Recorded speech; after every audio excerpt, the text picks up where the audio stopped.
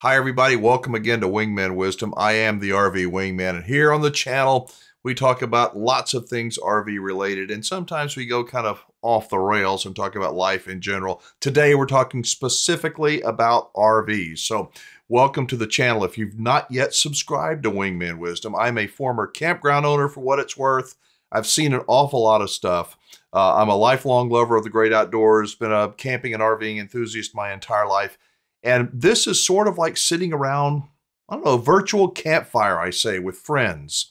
I partake of your wisdom and you partake of mine. We swap stories and hopefully all of us get just a little bit smarter and we avoid making a few mistakes. So welcome to the channel. Today I want to talk with you about, I'm going to talk to you about Tiffin and how they just recently closed down part of their operation. This was a month ago, and I've had a lot of people, what's your take on it, Wingman? So I'm going to tell you about that. I've got some people that are interested in buying a repo RV, and they want to know my thoughts on that. And then we've got a very happy camper that I call it's dollars from heaven that they have discovered, and you might have some dollars from heaven fall down on you too. So thank you for joining me. Let's jump right into the recent press release from last month from Vanleigh, which is the division of Tiffin, which is under the Thor umbrella. So let's look over here. In January the 9th, we've got, this is really sad. It says at Tiffin, we're proud of our 50+ year history of building luxury products that are vehicles for our customers' adventures. This enduring purpose symbolizes customer loyalty, desirable products, remarkable stories, industry-leading dealer and supplier partners, customer-driven family leadership, and many dedicated team members who have worked tirelessly through the years to create the premier brand in motorhomes. When I get something like that, I start reading something like that, I'm going, something's getting ready. The other shoe's going to drop. What's getting ready to drop? It says the Tiffin Group and its subsidiaries have adapted to challenging recreational vehicle market conditions over the last several months. Elevated inflation, rising interest rates, higher fuel prices, and a weakening stock market have affected the RV industry. Certain products we offer have been impacted more than others, and this reality has forced us to carefully assess how to position our business for the future. After thorough evaluation, it is with deep sadness that we have made the decision to restructure the organization by discontinuing operations at Vanleigh RV. I don't know about you, but stories like that make me sad. I don't know any of the people that work for Tiffin or at Vanleigh, but I know good people do work there. And I feel bad for the people that have lost their jobs. I feel bad for the owners, people that own Vanleigh products, and they're good products. But what kind of support are you going to get from this company? It may be just as good. I hope it's just as good. But, you know, the RV industry, honestly, has had a lot of challenges, especially with this COVID thing and the part shortages. And if it was tough then, is it going to be any easier for Vanleigh owners? I don't know. I'm not trying to say something ugly. It's just, this is sad.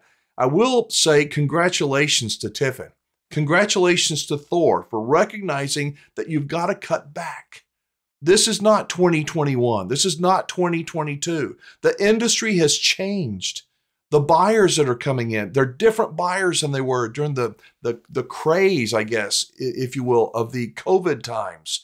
And I believe that Vanleigh is the first of what will be many, many manufacturers that are going to shutter their doors, close operations in 2023. What do you think?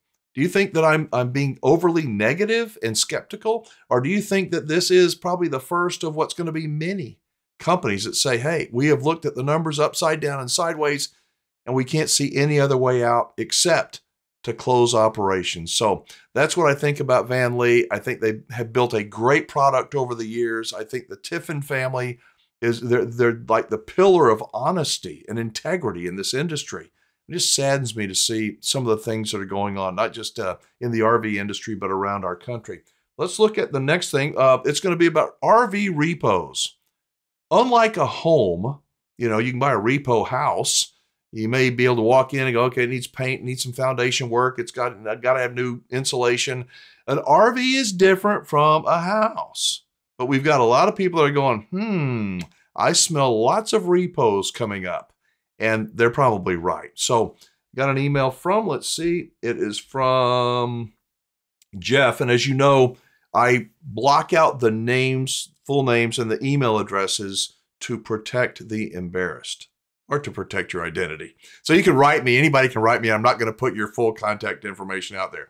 It says, hey, Wingman, enjoy your videos. I've been researching RVs for over a year. I'm torn between the used market and buying new.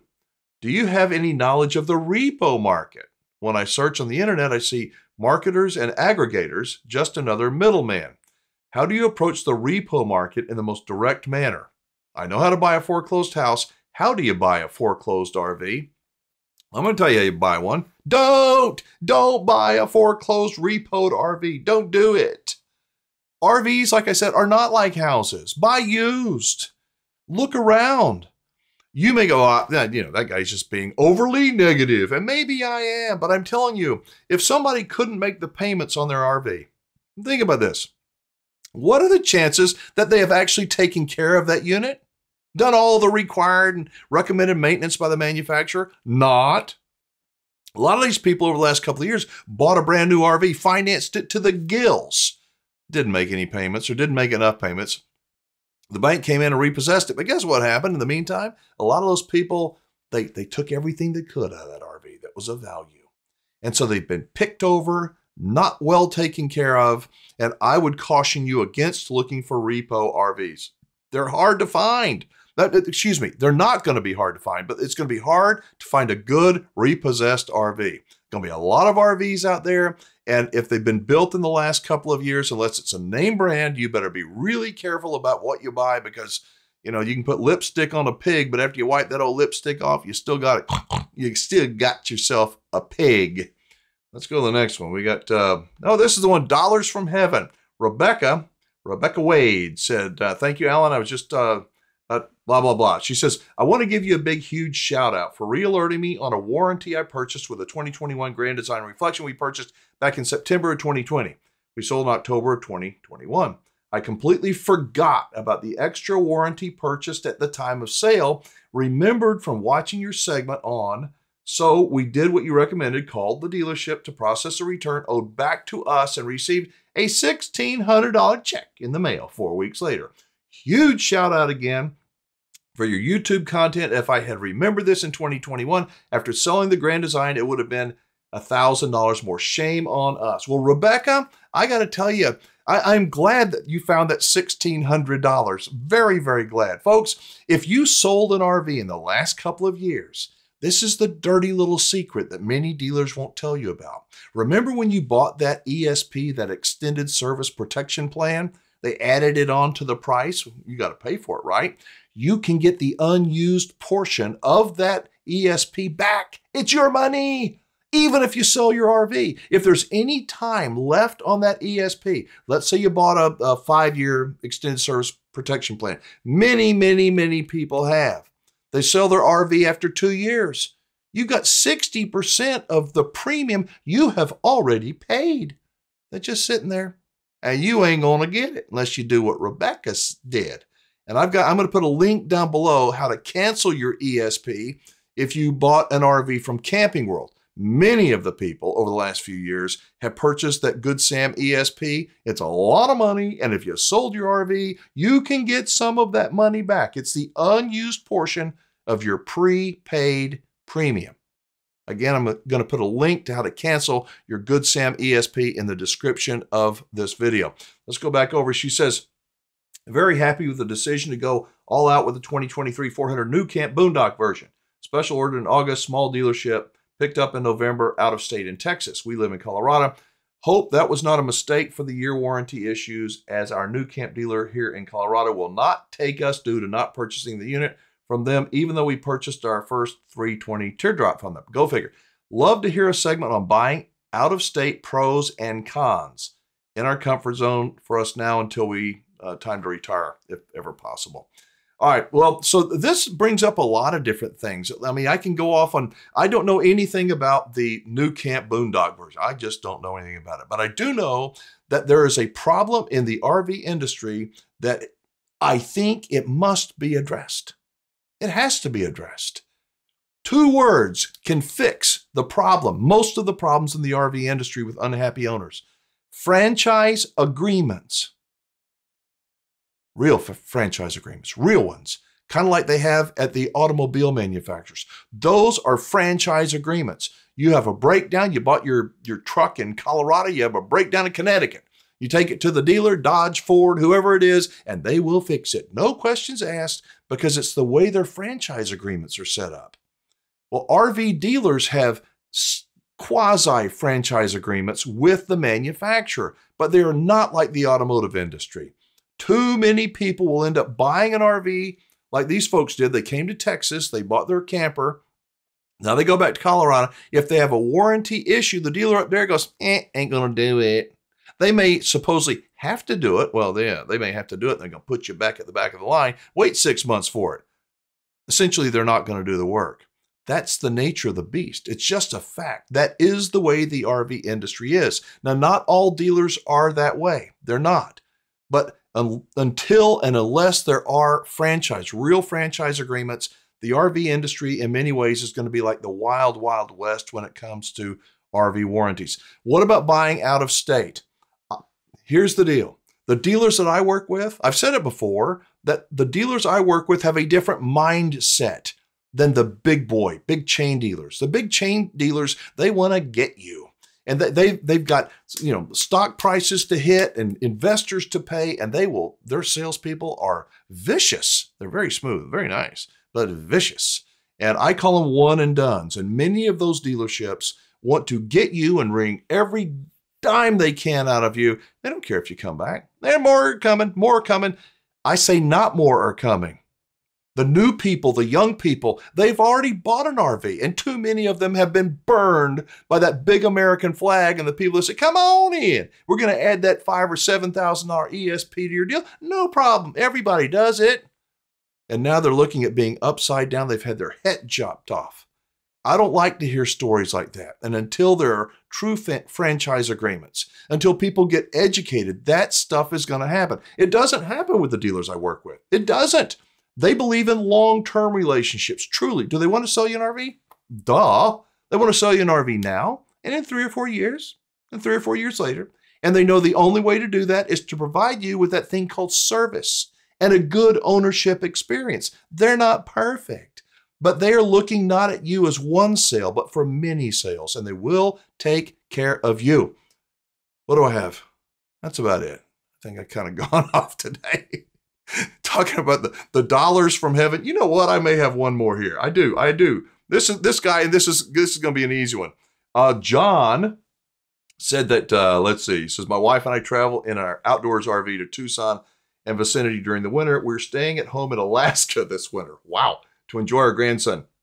I'm scared about traveling next fall. I've been hearing about RV breakdowns. It really is getting to me. I am thinking about an extended warranty. We have enough money in our emergency account to pay for any repairs. I don't know why I'm feeling hesitant about traveling next fall. Any wisdom from you will help. We have been traveling for the past 5 years and had minimal issues. Just riding you has helped. Don't stress. Enjoy life. Listen to the RV Wingman. Well, John, thank you so much. And I hope you're staying warm up there in Alaska. Going back to what I had said a couple of minutes ago about extended warranties, I don't believe in extended warranties. They're a high profit item for the dealer, and that's fine. But many of the things on an RV that break down are going to be easy to fix. Wouldn't you rather have that $5,000 or $7,000 in your pocket in the event the refrigerator goes out? Wouldn't you rather have that money? I think most people would. So an ESP, you don't have to have it. I also think, John, it's a good idea to be just a little bit paranoid. Yeah. Being paranoid makes you alert. Hopefully it forces you to think ahead. The what-if scenarios, plan. Nothing wrong with planning. Good RVers, happy campers, they plan, they prepare. And when they do that, the future's pretty rosy. Now, things will still happen. But if you plan and prepare and you're cautious and you take your time and you make good decisions, the chances of a breakdown go down, and the level of the catastrophe will go down as well. So hopefully that answered some of your questions. If you have a comment, drop it down below. If you have an opinion that is different from mine, I love listening to people with a different opinion. By the way, if you're thinking about buying an RV and you want to talk to somebody that thinks about you not as a one-time sale, but like a family, they want to sell you an RV many, many times through your life, you can contact me and I will put you in touch with them. Click on the word more down below. It will open up and you'll know how to contact me. You can also download my free RV report, which is, I did it because I'm tired of seeing people getting ripped off. I got one for buyers, one for sellers, and I am expanding on the one that you're going to download right now, but I'm going to be expanding it into a new version that will be coming out pretty soon. So once you sign up for it, download it, you'll be on my email list. If you ever want to get off for any reason, all you got to do is unsubscribe. Really simple. Thank you for watching me today. I am Alan Warren, the RV Wingman. Be safe, have fun, play nice, and don't leave your good manners at home. Bye-bye.